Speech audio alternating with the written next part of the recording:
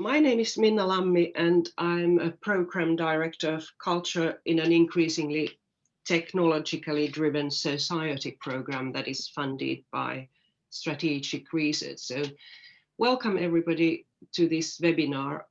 Today we have an international guest here. He's Robert Doubleday, Executive Director from Centre for Science and Policy from University of Cambridge. His research interests include the role of science, evidence, and expertise in contemporary societies.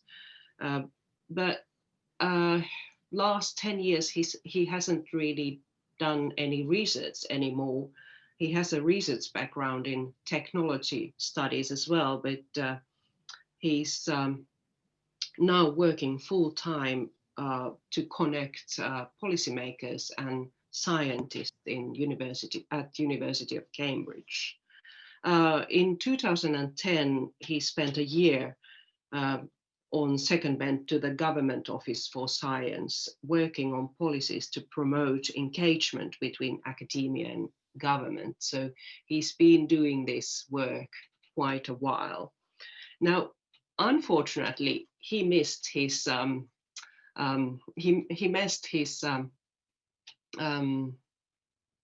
calendar. So we have yesterday afternoon made a video where he's talking, but he will join us for questions and answers. So in 25 minutes or so, he will be with us. But this is very, very unfortunate that we had to use a little bit more technology. Hopefully everything goes well. So let me start to share the video. So it's very nice to be joining you today. So this is a recorded talk where I set out something about the Centre for Science and Policy, and I'm looking forward to joining you in a moment for questions and answers. So a little bit of an introduction to me. So I'm Rob Doubleday. I'm the Executive Director of the Centre for Science and Policy. I began my academic career as a postdoc, working as a social scientist in a nanoscience lab on questions about the social dimensions of innovation in an emerging technology. I then did some research on the use of expert advice by governments. And now for the last 8 years, I've been running the Centre for Science and Policy. And my talk now is going to really be introducing the Centre for Science and Policy to you. I'm going to talk about what it is that the Centre does, why that works, and why I think that's important. And so the talk is entitled Connecting, Convening and Conversing, which gives you a flavour for the sorts of things we do. So let me begin by telling you a little bit about what the Centre for Science and Policy is. So we are a centre at the University of Cambridge. We've been going for about 11 years now, and our mission is to try and improve the quality of policymaking by connecting more effectively evidence and expertise to government. So that's our mission. Our mission is to try and help improve policy. And that's important, and we'll return to that later. How do we do that? We do that by being a broker or a linker. We connect the worlds of government to the worlds of academia, and that is our sole purpose, to act as this broker. We create connections, and then we convene a network around particular questions. We are informal in how we operate. We emphasize the kind of informality, exploration that's possible in conversation. And we look to try and create diverse and dynamic connections. So diverse and dynamic links between different people in government and different people in the academic world. And we're also careful to try and invest and build in the networks that we develop and foster. So that gives you a little flavor for our approach. So we're interested in creating the opportunities for people to learn from each other through conversation, to explore new ideas, to look at problems they're working on from different perspectives. And our contribution is to act as a linker, a broker. We often describe what we do as connecting and then convening. And the core of what we do and the core activity that enables us to operate in this way is our policy fellowship program, which is astonishingly simple and yet remains very, very effective. So what do we mean when we talk about a policy fellowship? That's our platform, our opportunity for people working in public policy to come to the University of Cambridge with questions that they want to work on. So we try and begin with the questions that policymakers are posing or grappling with, and then use that as a basis for building the connections. So how does this work in practice? 3 times a year, we have an open competition and anyone can apply. We advertise it to people in government, and they need to apply to us for the opportunity to become a CSAP policy fellow with questions that they want to work on, 5 or 6 questions that relates to their day job that they want time and resources to explore. They must commit to spend 5 days in Cambridge at the beginning of their 2-year fellowship. And there's a competition and there's a panel that assesses the applications, and the 3 criteria that apply are: does this person have the experience to take advantage of the opportunity? Are they asking questions we think our network can help with? And do they have a job that suggests that they can apply what they're learning to try and improve public policy or improve public value or well-being in some way? So that's how the policy fellowship starts. And we take 12 people a term, and they become fellows for 2 years. So that means we have 36 new fellows starting every year, so about 72 policy fellows active at any one time. And we develop ourselves at CSAP a kind of relationship with these people. We get to understand why they're interested in learning more about whatever questions they're working on. We begin to understand a little bit about their learning styles and what they can bring to the conversation. But the real structure of the fellowship begins with about 5 days, not necessarily all together, but around 5 days of one-to-one meetings. So for example, someone might come with a question about how to encourage more people to bicycle, how to encourage active travel, get out of the car and onto the bicycle. That's a government commitment. There's limited money. What is the most effective way to achieve that policy goal? And so that policy fellow will come to Cambridge when that was possible. Now, of course, most of these conversations happen via Zoom. They'll come to Cambridge, and we'll put together a series of one-to-one meetings where that policy fellow will meet perhaps with somebody from public health, somebody from engineering, somebody from geography, somebody from sociology, somebody from computer science, and they will talk about their questions with this interdisciplinary mix of academics. And we invite academics to meet the policy fellows by sharing questions that the policy fellow is posing, and then the researcher will opt in. So sometimes the researcher will say, no, that's not for me, or sometimes the researcher will say, yes, I absolutely must meet this person. So it's an opting into the program from the academic. And all they really have to commit to, the academic, is 1 hour of their time. So we make it very easy for them to connect with a senior, interesting person from government for 1 hour at a time that's convenient to them. And so, some researchers are deeply interested and deeply connected to the world of public policy. Most in Cambridge are not. They may well have some expertise, but very little knowledge of government, very little knowledge of how to connect. So for them, it's a very low barrier to start to have that kind of conversation. They can just have 1 hour, they can stay in their lab, stay in their office, and we bring this interesting person from the government world to talk to them. So that's the core of what we do. And it's extremely simple, and yet, as I say, very effective. So the people from government coming in absolutely love it.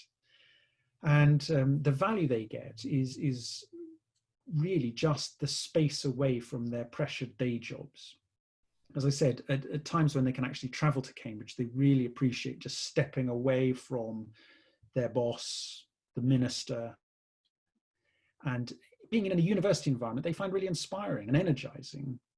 And so, of course, it's the policy fellow themselves that does the intellectual work of synthesizing, integrating, evaluating the different insights they're getting. So it's absolutely not the case that in the way we work, that the academic sort of comes up with the solution and hands the solution across. It's not that at all. It is that the policymaker is doing the hard policy thinking, but informed by and in conversation with a diverse range of experts. And as I say, they absolutely value the space and opportunity to think. They really value some of the connections they make. And in some cases, there will be 2 or 3 out of, let's say, 25 meetings where there's some concrete insight or lead which they can follow up. So that's the sort of balance. And on the academic side, they're learning.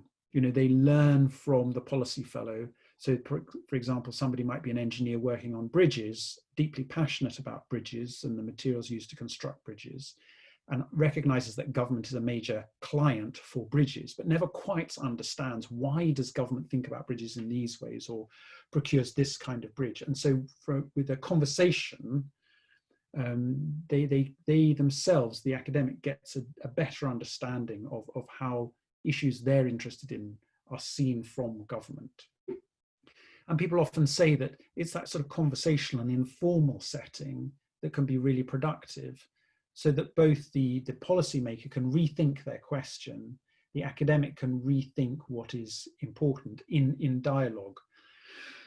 So, as I said, that's the core of what we do. And to date, we've had about 430 policy fellows in the programme. They've met about 1,800 researchers, 10,500 times. So we've convened 10,500 of these one-to-one conversations.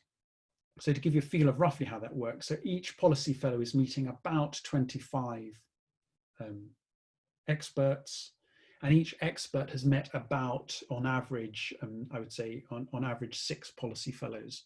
So you can see these kind of this crisscrossing of interactions is growing over time. So that gives you a kind of a flavour of what we do. And I could just show you a little clip of 2 policy fellows talking about what they value from the experience, and then 1 academic talking about what they get from participating in those conversations. So I'll just share my screen and play those short videos now.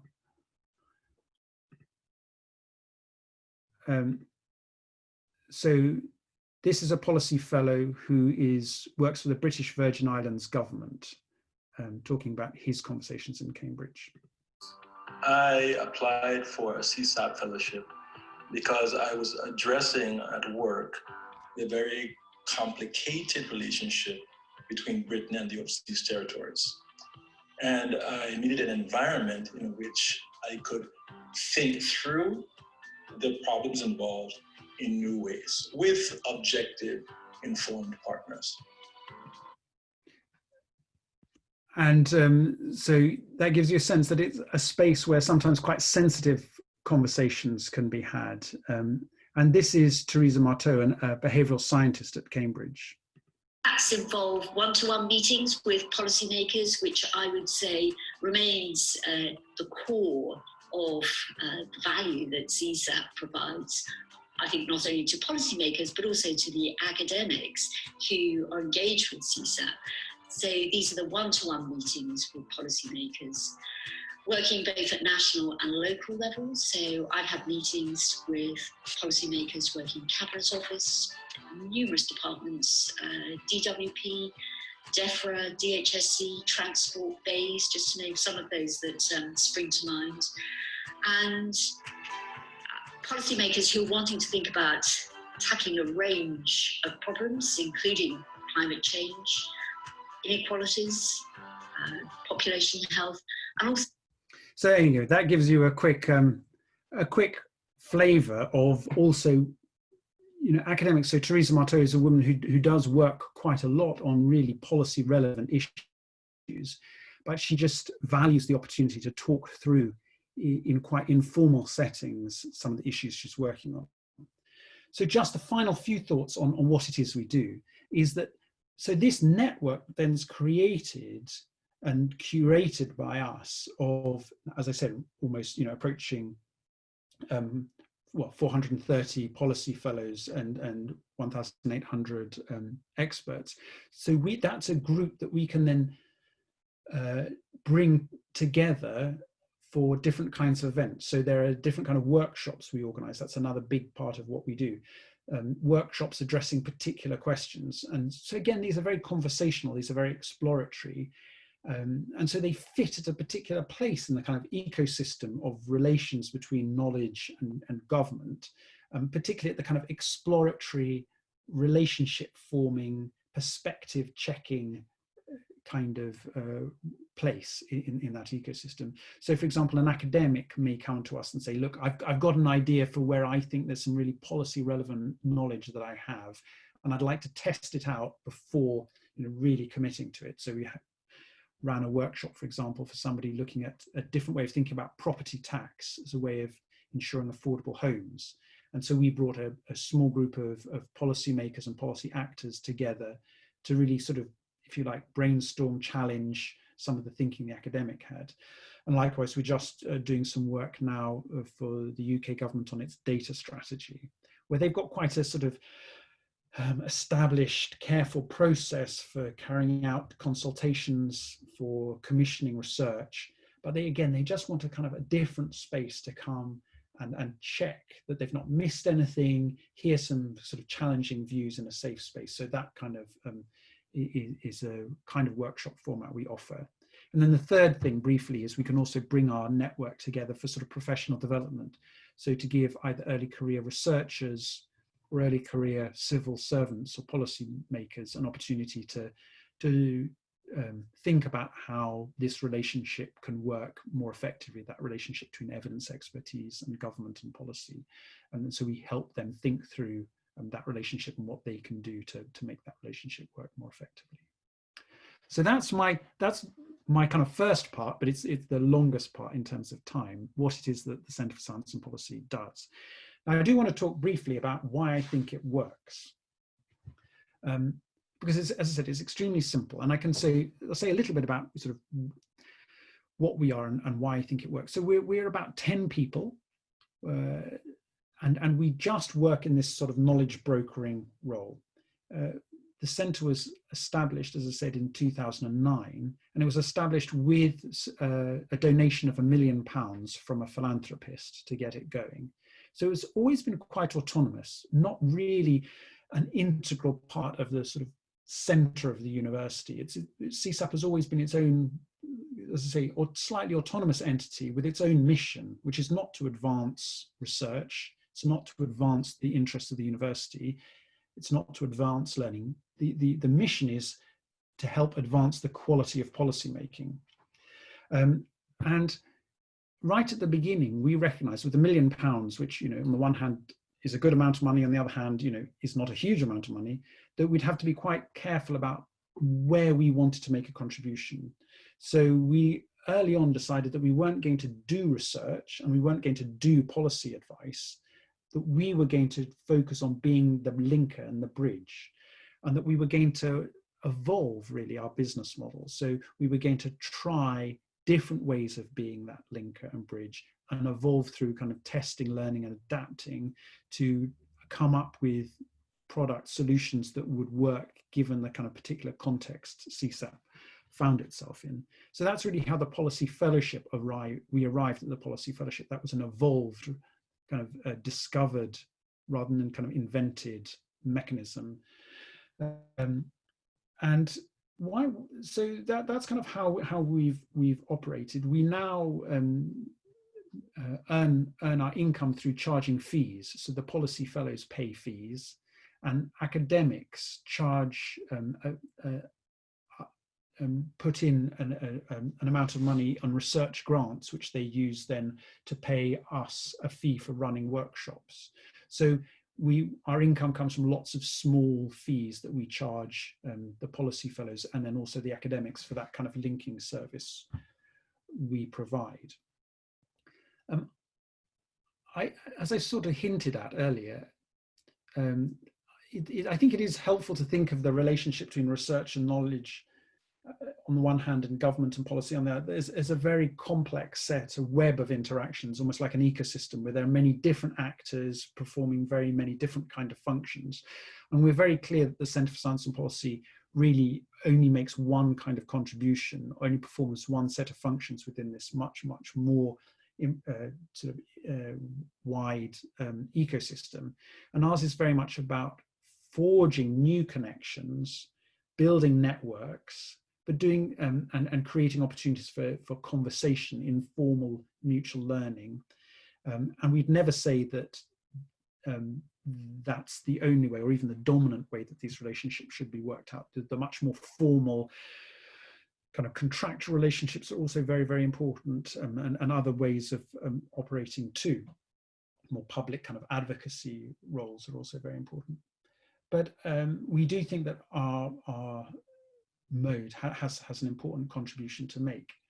Why does it work? I mean, I think why it works is because people really value a space for learning and thinking. So on the government side, so much of their work is driven by short-term deadlines and the need to demonstrate impact, the need to have an action plan. You know, no meeting is effective unless it's ended with clear actions. So we're, if you like, we're counter to that mode. We say, come, don't have any actions at the end of the meeting. You don't need to commit to anything. You don't need to demonstrate any impact. You can just come and learn. You can just come and satisfy your curiosity and create and learn it through conversation. So I think it's really that sort of the curiosity and the relational element that really is the kind of the energy that drives everything that CSAP does.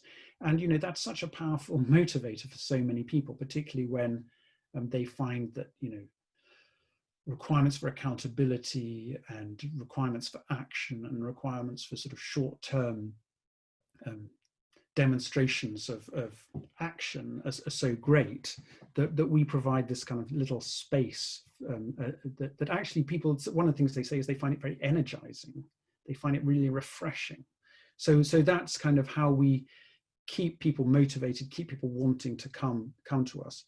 And I think that what we then, simultaneously to that, we in the back room, the kind of CSAP operations, recognize that, you know, we're an infrastructure that we need to run smoothly in order to make those participants feel kind of unencumbered and feel empowered to be exploratory, because we look after the really kind of basic boring things like where is the meeting going to happen, how are people going to get from A to B, that kind of, and then also what we do is we have quite a good database, again, that doesn't need to worry anybody else, but we can really maintain a knowledge of which connections have happened over the 11 years, where that's led to, you know, further interactions, further energy. So we've become quite intelligent about our network and quite sophisticated in how to look after it and develop it. So finally, the final thing is why do I think it's important, or why do I, you know, why do I keep doing this after eight or more years? And I guess I've sort of given away my kind of orientation in talking about why I think it works.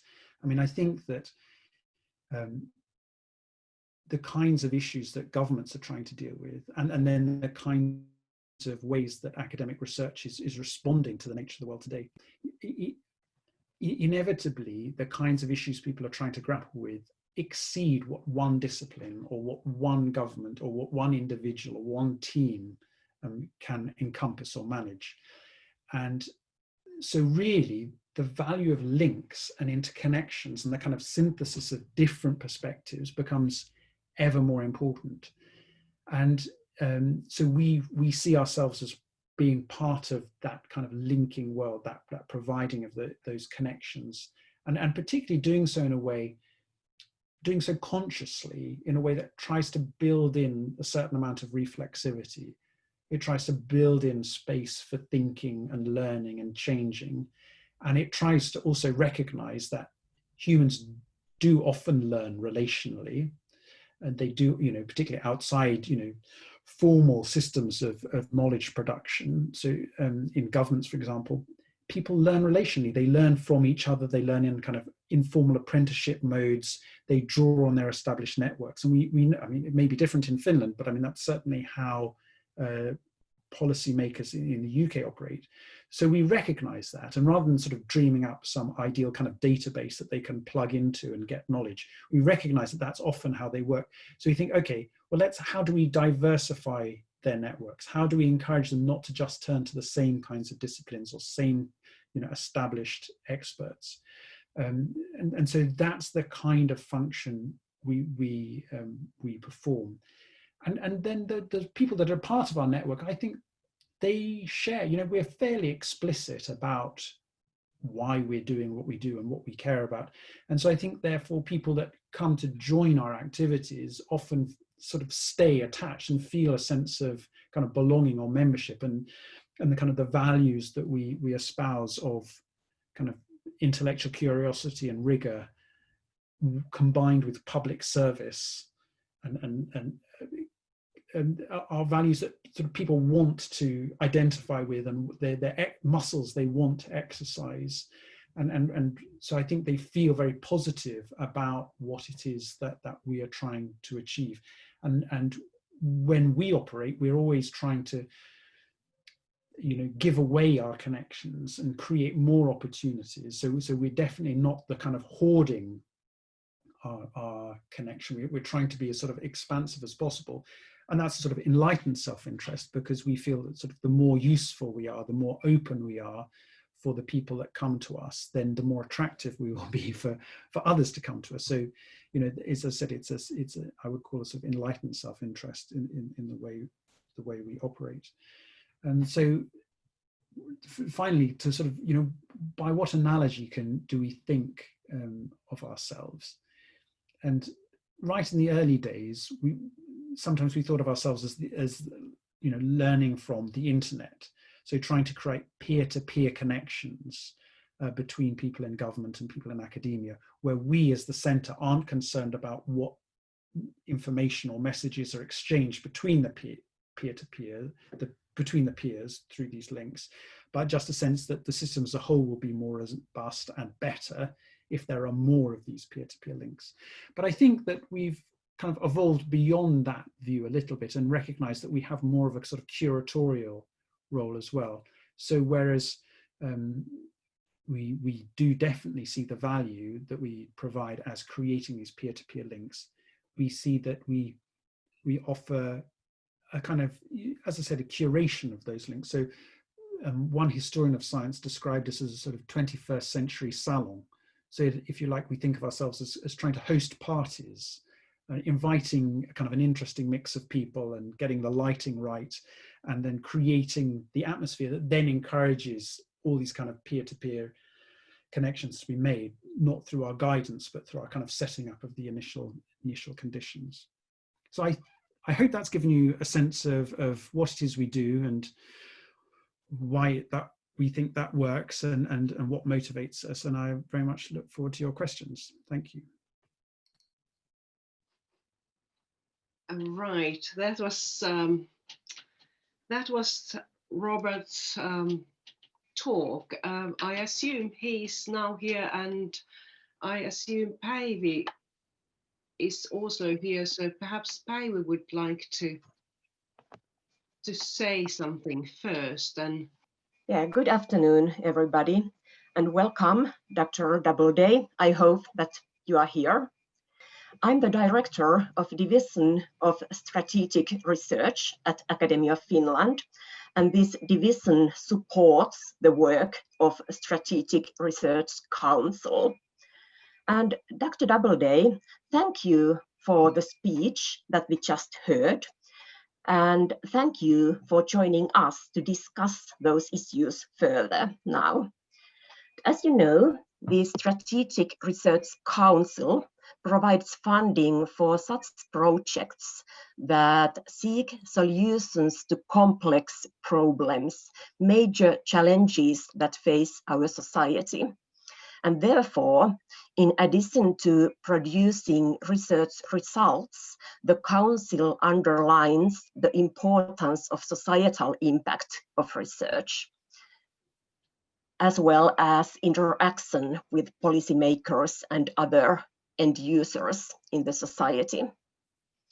And that's why we are so delighted about the possibility to discuss with you about your activities and different models for improving the science policy interaction.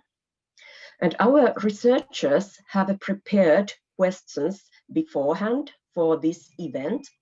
And therefore, I will not take any more time here. I will spare the time for discussion rather, and Minna is going to moderate the discussion. Thank you. Thank you, Päivi.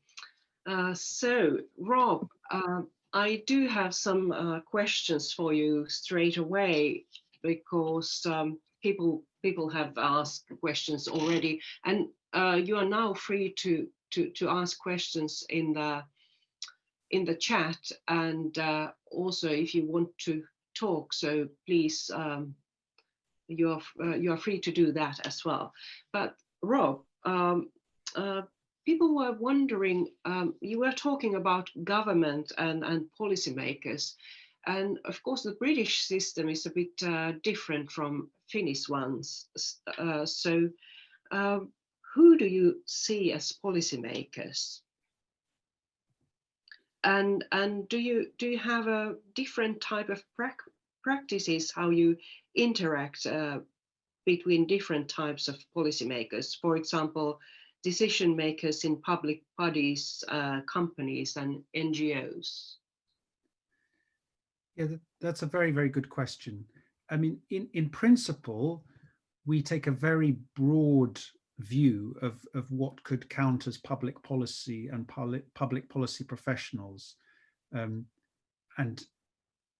we don't offer definitions, we don't limit who can apply or who wants to identify as working in that kind of broadly public interest. So that's one answer. So in practice, it could, in principle, it could be anyone who makes the case that their work is about developing policy or implementing policy or practice that advances sort of public welfare, well-being. As I was saying, that CSAP itself, we started small and we've evolved how we work. So there are some practical kind of realities to what we do. And so in practice, I would say there's two constraints, if you like. One is that these are people who have the time to take part in our programs, and also then that their employers have budget to pay for our fees. So our fees aren't very high, but there's something like £5,000 for 2 years. So we found that some people in small NGOs, even some people in Britain, the local authorities, local government are very don't have much cash.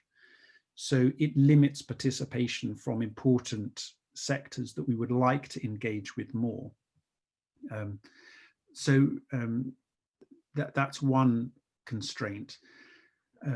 Another constraint is that there's some path dependency, that we happen to have started with civil servants in the UK government. So not politicians, not political appointees, but civil servants. And because our programs sort of evolved through practice, it means that our programs have grown up with civil servants in UK government as one of the kind of main kind of constituents that we talk to. We do aspire to reach beyond that audience, and we do then find that we have to work harder to do so. So sometimes we have to raise funds from a foundation or from outside sources to provide bursaries to cover the fees for people coming from sectors that don't have the cash to pay for the fees, or we have to work harder to try and convince them that we have something to offer. Thank you. I have another question that's to do with interaction with European Union and OECD. Do you do that, and how much, and or which way do you engage with these organizations? And I also know that you happen to have a sort of a sister organization somewhere in Europe. So do you deal with them with these international connections? Yeah. So again, because we don't sort of define who we want to talk to in the policy world, we have an open call, so people just apply. So in the latest round of applicants, we've had somebody apply from the Canadian government. We didn't ask them to apply, but and in principle that's fine.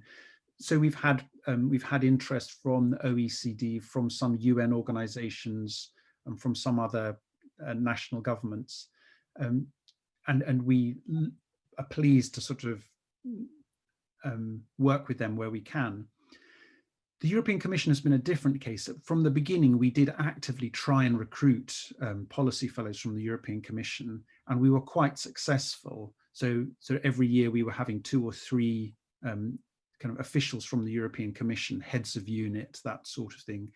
And also we have a program that's slightly developed for more senior officials. So we've had DGs from various Directorate Generals from the European Commission. I have to say, as you know, the UK has been going through its own kind of political drama about its relationship with the European Union, which has, resulted in the UK leaving the European Union. And also at the moment, the future relationship still uncertain and a certain amount of tension. So we have practically found it harder to draw European Commission officials into our program. But we're very confident whatever outcome we're going to see in the next few days, the University of Cambridge is in Europe, and Brussels will remain a very important site for policy making for Europe. And so we know, and talking to officials in the Commission, we know that there will be strong relationships, and in a way it'll be easier for those relationships to develop once whatever outcome is settled. So that's a long answer to that question. A separate quick question, I'll just respond quickly, is that yes, people have been interested in our model of working, and we've had interest from other countries and other universities. And there was a foundation, the MacArthur Foundation in Germany, about 10 years ago, got interested right early on. And they looked to fund a German university to adopt our model. And the first 2 universities they tried to give money to refused the money because they thought that this would be distracting for the academics and pollute their research with these kind of too close a connection to government. But they found, third time they asked, they found the Goethe University in Frankfurt, which was led by a president who had worked in government. She had been a minister in one of the Länder, and she took the opportunity, and so now it's in its 3rd or 4th year, and it's working really well. And I was surprised at how well they were able to adapt the model, and that's very nice for us because it now means that there's a counterpart that we can sort of talk to and work with. So for example, I'm on their steering group, which is meeting this afternoon. And so that's an opportunity for me to share our learning with them. And of course, I can learn from them because they're trying new things, working in different ways. Excellent, thank you. I can see that Mikael Hilden would like to ask something, so I will let him to ask. And I have also more questions in the chat. So now we are starting to have troubles. Mikael, please. Okay, thank you. I need to do it verbally because my chat is disabled for some technical reason. Can we see you? Oh, hopefully. Okay, very good.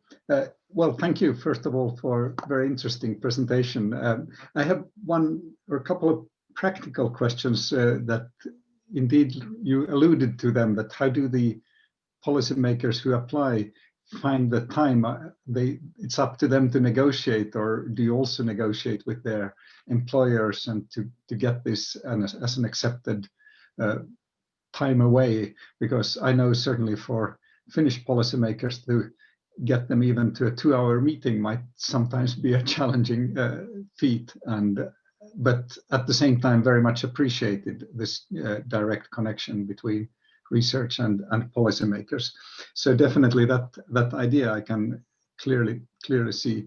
The second question is going to the researchers. Like you mentioned, the German attitude that one should not pollute the academic research with policy making, whereas in Finland I think we have a very traditionally a close distance. But do you see also a change in the mindset of the researchers who are engaged? It's not just that they are sort of happy to speak truth to power, but they actually think through their own doings. Do you see any follow-up of that side? Thank you. Yeah, thank you. And it's nice, I have to say, it's nice to have the questions put, and with the video on. I find that easier than in the chat. So thank you, Mikael. I'll try and be brief. So the question of how do we convince these policymakers to join the program and spend a week? Now we did have to invest time to get it going in the first instance. So in the first year or so, we had to do various kind of meetings. The civil service in the UK is very hierarchical. So, we had to go in and develop relationships with senior people and get their buy-in and get their verbal support. So that was quite important early on. Now it seems to work all right. And one, they don't necessarily spend 5 days together. It might be 2 days and then 2 days, then 1 day, something like that. I think it's very important that it's their questions. So they are getting value for their day job and their own development. So it's very different, I think, when, so we're very clear that we are in the university, so that we have to be, offering a service to them. So what are your questions? What time works for you? How can we make it easy for you? I sometimes, the kind of silly metaphor I have is that if knowledge is cooked spaghetti, then we don't want to push this cooked spaghetti through the holes of government. We want people in government to pull it in. And so that's how we try and work. And funnily enough, at the very beginning, we found it was at least as difficult the other way around, where our academics thought, how can anybody learn anything serious in 5 days? If they want to understand quantum technology and quantum computing, they need 3 months or 6 months. So this sort of 5 days was a compromise. That was your first question. And the second question was, how does this affect the academics? I mean, yes. The side of it. Yes, it's very varied. So, as I said, there's 1,800 academics on average have met 6 policy fellows. So it's very, very varied. You heard Teresa Marteau say that she learns. So, I mean, I think that's the biggest common reaction, is that they learn through their 1-hour conversation. So it's not completely obvious to me what difference that makes, but they will say, in some, there's a spectrum. So, I can think of 2 academics who have written books, one about well-being as a measure of social progress, and one about innovation in government, where those books, which are academic books, have arisen from conversations they've had with policy fellows. There are examples where people are doing, applying their methods to public problems that they wouldn't have done otherwise, but they are the minority. The vast majority, you can't really point to anything specific, but it's just part of, I think, their broader understanding of the context in which their research is relevant.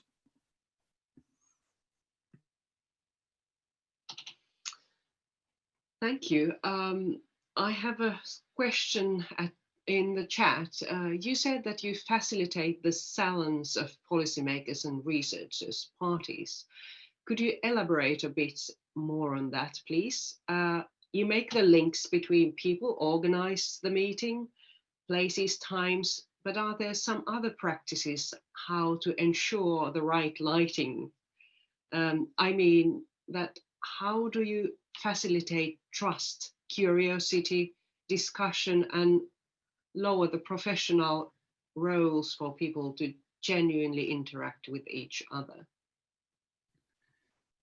Yeah, I mean, that's a good question. I mean, I think the honest answer is it's just, you know, it's a craft that we've just developed through practice. And again, as I said before, CSAP's evolved.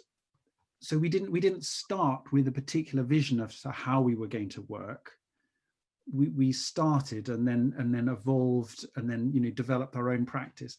And of course so that's the context. So I mean, partly we are at the University of Cambridge that has its own traditions and its own kind of brand and its own way of working. So one answer is that sometimes, quite often, there are meals involved and, you know, fancy rooms with nice candles, and that helps create an atmosphere where people feel they can talk informally.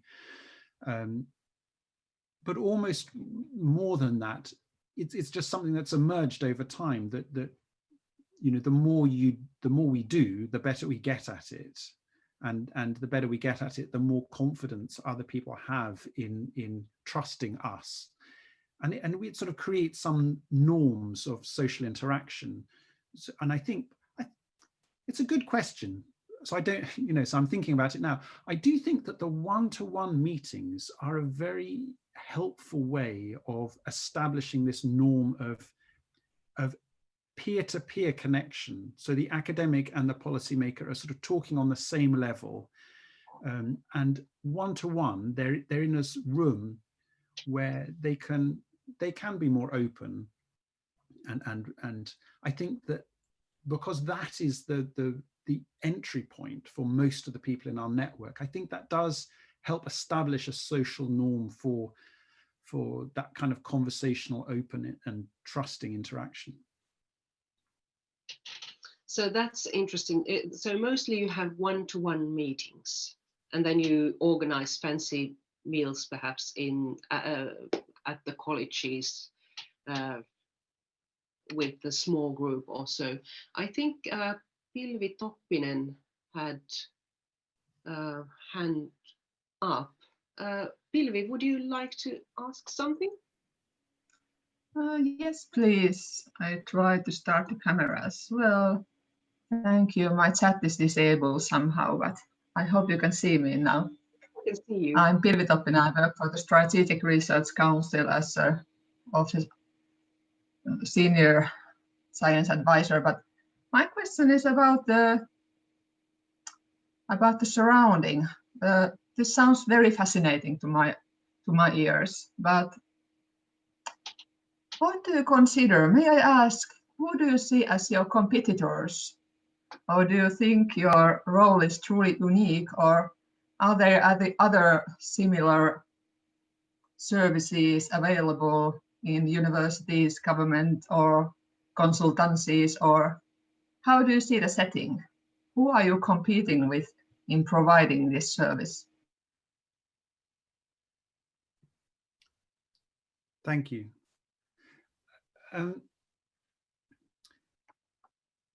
At the moment, I still feel that it's not a very competitive environment.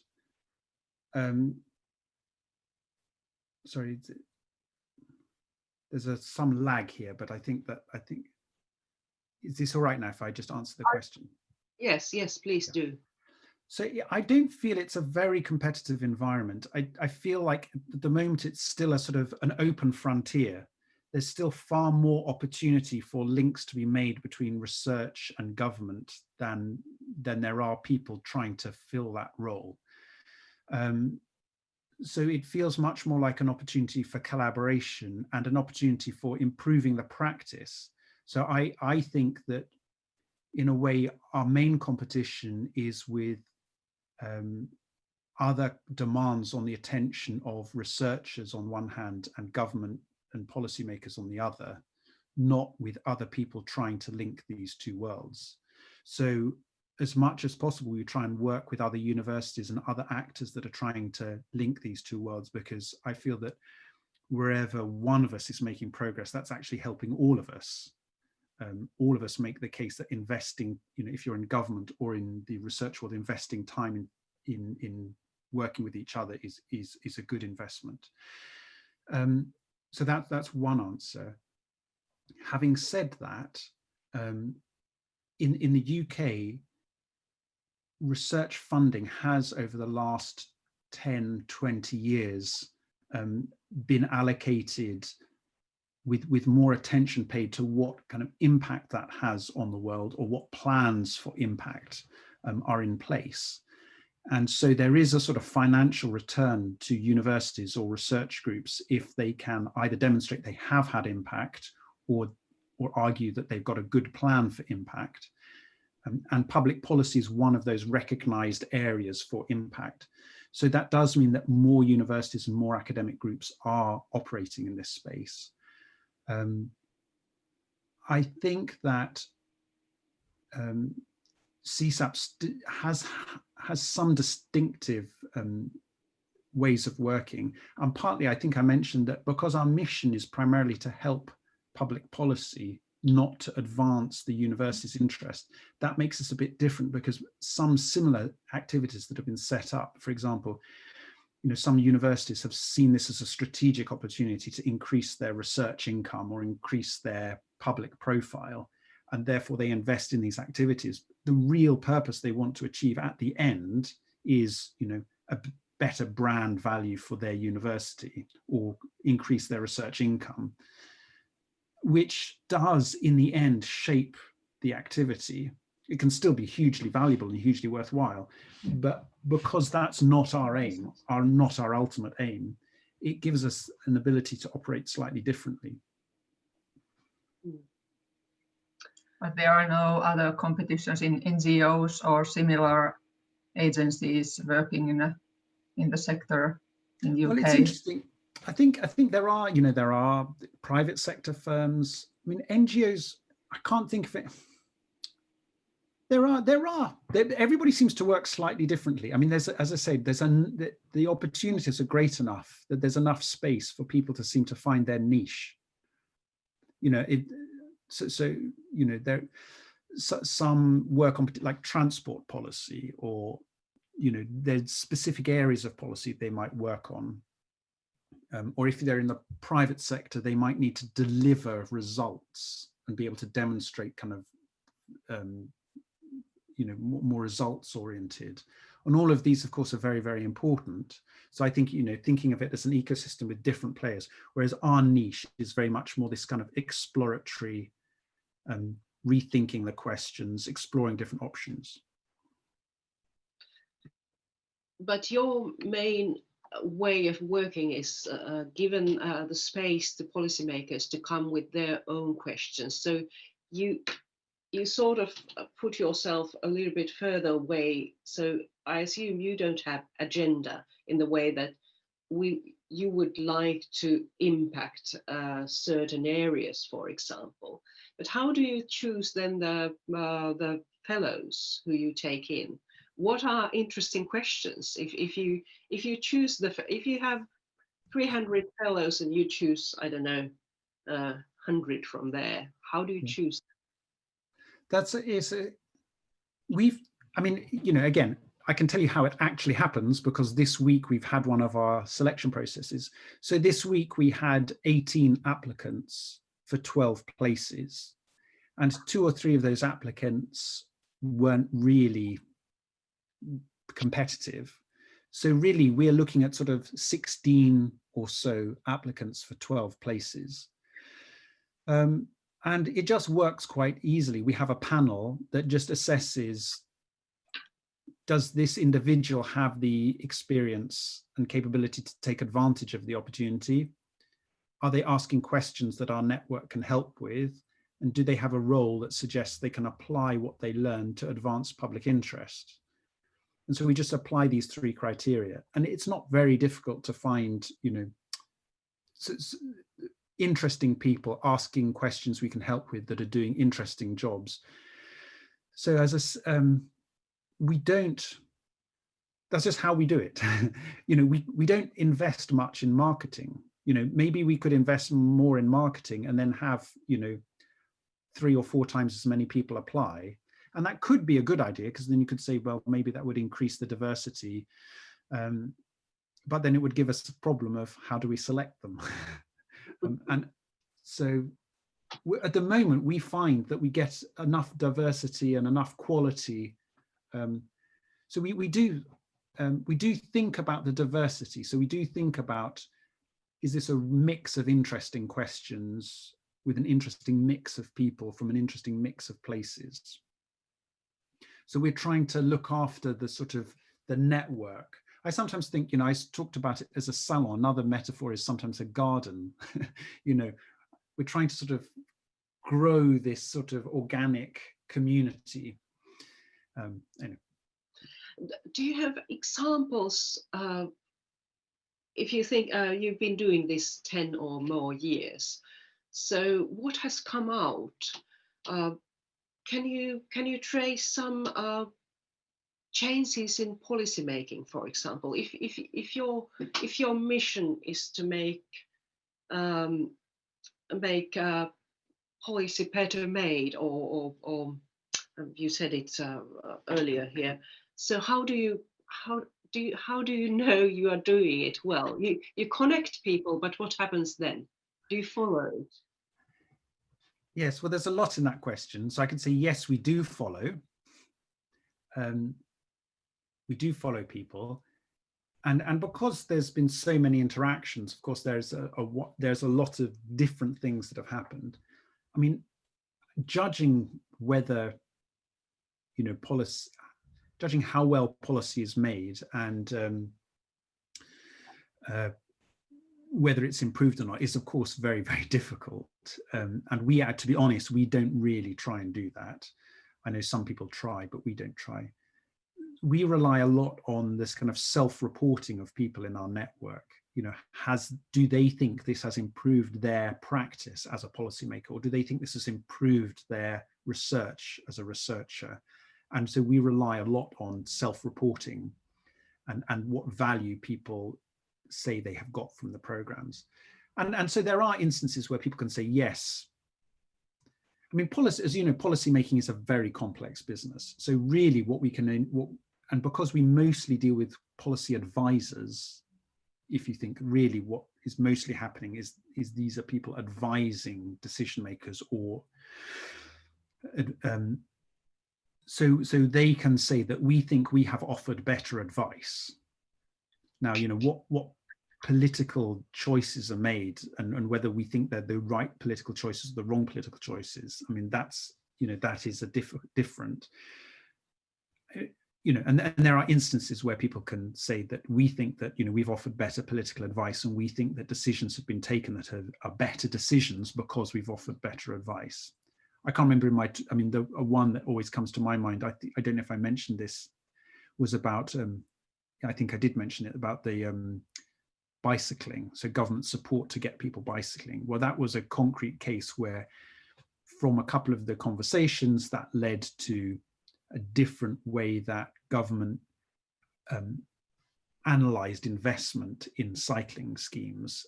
And so internally within government, they were able to put more money into cycle infrastructure as opposed to road infrastructure. They switched that balance because of research that was tapped into through this program, because they weighted the kind of benefits of the cycling infrastructure more heavy, you know, they put greater weighting on that. As much more often, we have civil servants say that they feel it's developed them and made them sort of more effective. So somebody, for example, anyway, so I've answered a lot. I can follow up. Yeah, but you can carry on, please. You were going to say something interesting. So I was just thinking that one civil servant that we asked to speak about what value she'd got from it recently said that it helped her. So she was somebody with a sort of history. You know, her background as you know, what she studied was history, and then she'd worked in international policy and diplomacy. and then on her program, she'd learnt about genome editing, CRISPR-Cas9. She'd learned about quantum technologies, quantum computing. She'd learnt about big data and various other relationships, that sort of the role China was playing in AI. And she said that it just made her much more much more aware of a whole range of issues that she wasn't aware of so much. But more importantly, it gave her confidence that she could learn quite quickly, you know, obviously not get to an expert level, but get quite quickly to a level where she could be asking the right kinds of questions of experts. So it gave her confidence then to apply. So she's now leading the a part of, you know, it gave her confidence to apply for more jobs and be more kind of more assertive in her questioning and learning about science, areas of science and technology. It gave her more confidence to leave the kind of her immediate kind of knowledge environment and reach out to others. So that's a very common answer, which I feel is I'm very pleased when I hear that. I feel that that's our job being done well.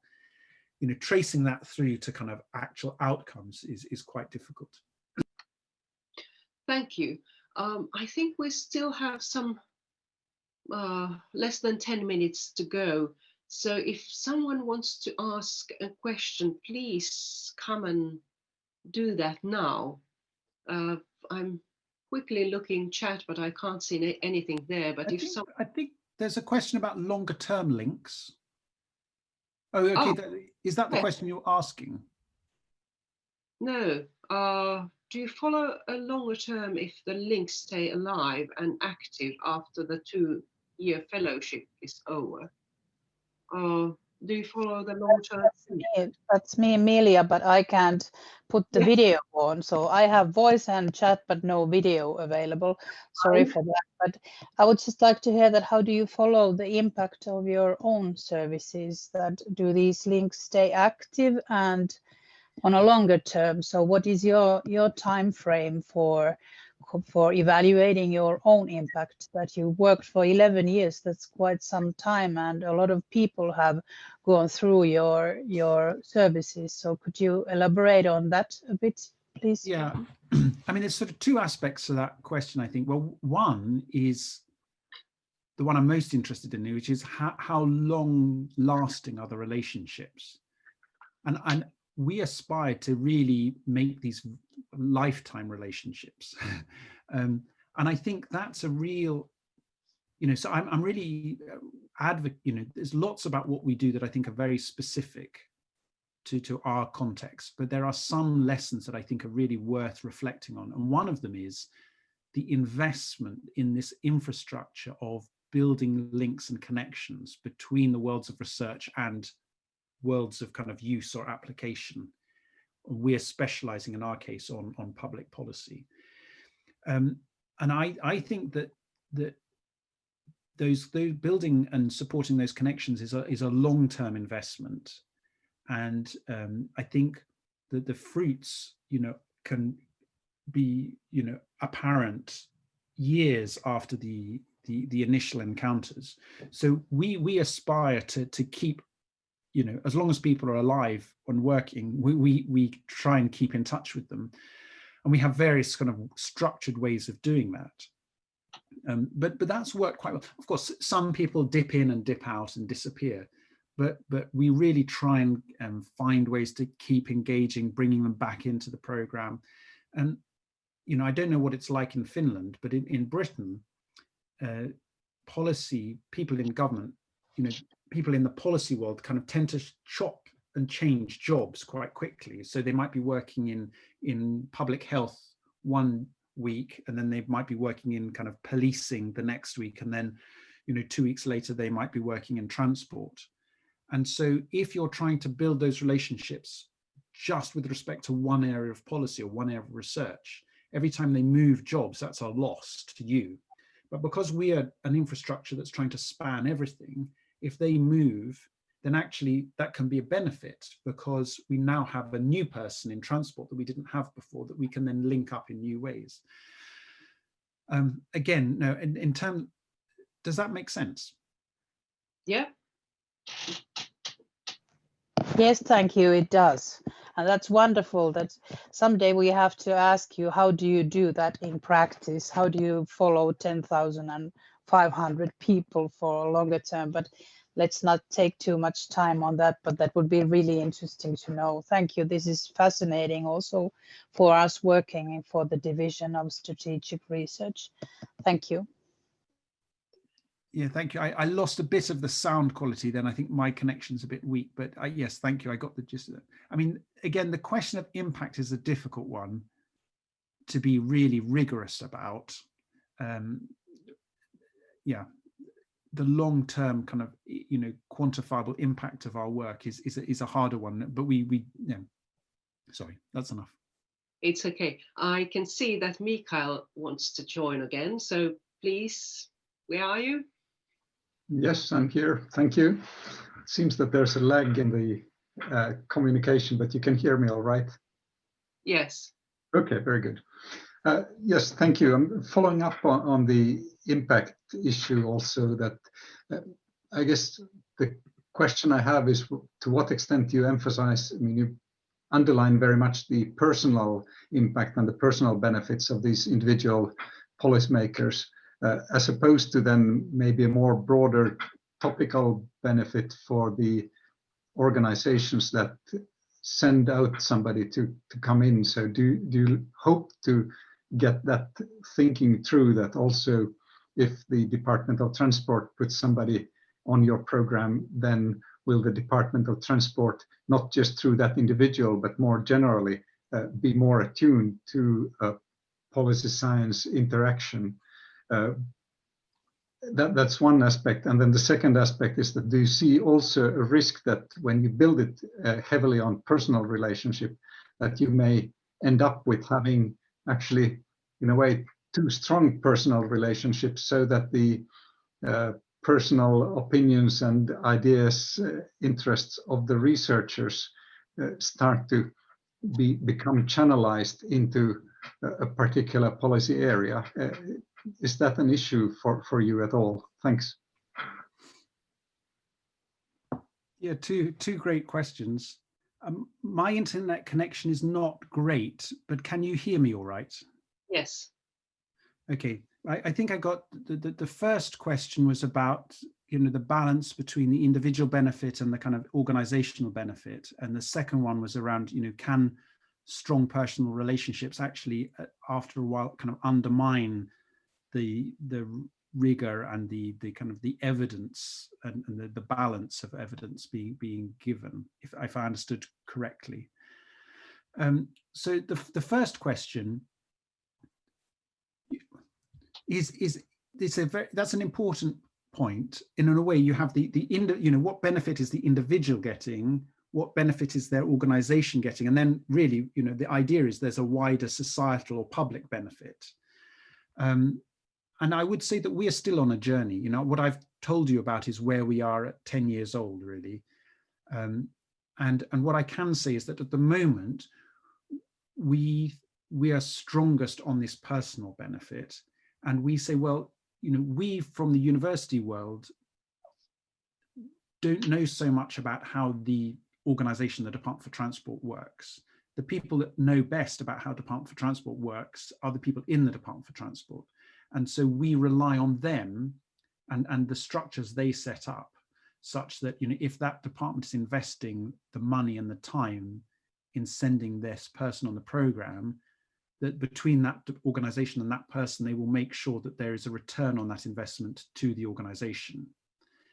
And then we have to hope that that organization, if it's, let's say, like a government body or an NGO, is working in the public interest, and therefore that's aligning. If that organization is working better, then it will deliver better public outcomes. And that's our position, rather than us taking a view about what the right policy is or what a good public outcome is. And of course, I mean, that depends on having some confidence in the democratic governance of your country. And, occasionally that's challenged, but, that's the approach we take. Having said that, you know, we are on a journey, and we are always asking ourselves, can we nudge these conversations or nudge our programs in ways that are going to extend the benefit and extend the learning beyond just that personal interaction? And that is a sort of, you know, a question we continually ask ourselves, and we're trying to sort of work in. I mean, it's too soon to really say if we've made any progress there. I think it's a very good question about, you know, and you can see lots of examples through history and at the moment where strong personal relationships between, you know, wonderful academics and government can actually, you know, you can say with you know, taking a step back, you know, aren't necessarily in the public interest in the end, because, you know, every academic has their own perspective and their own position, and that if that tends to dominate, then that I believe is not a good outcome. I don't know if that gets to your question. So I think you know, we don't take too much responsibility on our own shoulders for these. You know, this is, you know, government's job in a way to try and make sure that it gets a balance of expertise. But I would say that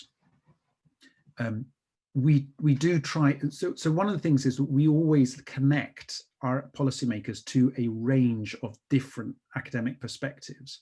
So if somebody comes in asking about, you know, vaccines, we will always make sure that they don't just speak to immunologists, but they might speak to primary care physicians. They might speak to sociologists about, you know, public attitudes to vaccines. They might speak to people in development studies about, you know, the differences between the North and South in these dynamics. So I think that is part of our ethos, is to try and diversify the kinds of expert input that happens. So, and I would say, and I don't know what it's like in Finland, but the reality is that the UK government isn't, given how big it is and given the problems it is, I think it is weak at knowledge management and weak at accessing expertise. And the reality is a lot of it does depend on the usual suspects, the tried and trusted. And actually, you know, it's a tiny handful of experts that have real voice. It's like, you know, on any one issue, it's between 6 and 10 people that are routinely listened to.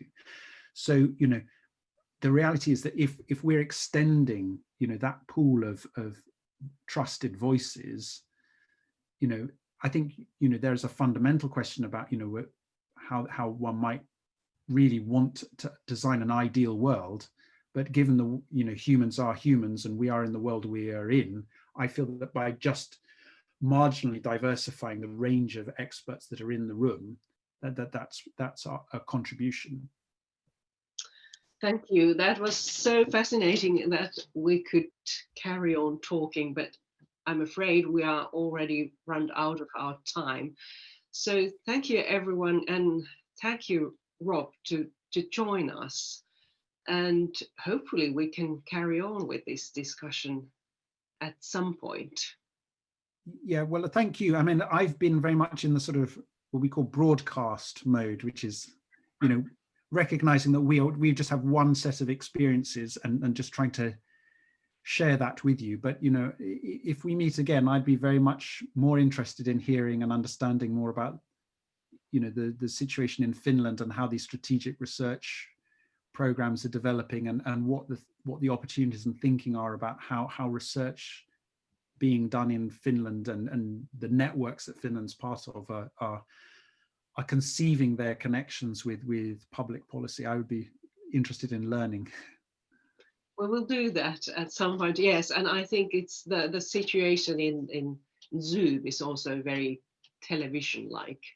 So there we are.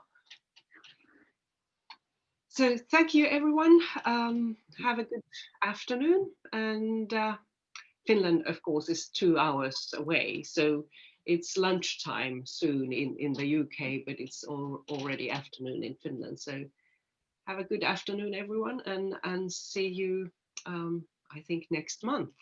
We have something similar. Great. It's a pleasure to speak to you. Thank you for asking me. Bye. Thank you. Bye.